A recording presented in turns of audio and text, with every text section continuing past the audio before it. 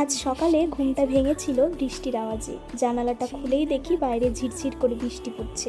এই রকম ঠান্ডা আবহাওয়া, মেঘলা আকাশ আর ঝিরঝির বৃষ্টি বেশ ভালোই লাগে। তো হ্যালো বন্ধুরা, গুড মর্নিং, কেমন আছো সবাই? আবারও চলে এসেছি নতুন একটা মিনি ভ্লগ নিয়ে। এই কয়েকদিনের আবহাওয়াটা এত সুন্দর, সেই কারণে আজকে সকালেই ছাদে চলে গেছিলাম। আর ছাদে এত হাওয়া দিচ্ছিল, কি বলবো তোমাদের। এই যে আমার এই কসমেটিক্সের জিনিসগুলো প্রায় অনেক দিন হলোই আমি পরিষ্কার করে গুছিয়ে রাখিনি, সেই কারণে আজকে ভাবলাম যে অনেক দিন তো পরিষ্কার করা হয়নি, তাই আজকেই পরিষ্কার করতে বসে পড়েছি। দেখো কত নোংরা জমেছিল।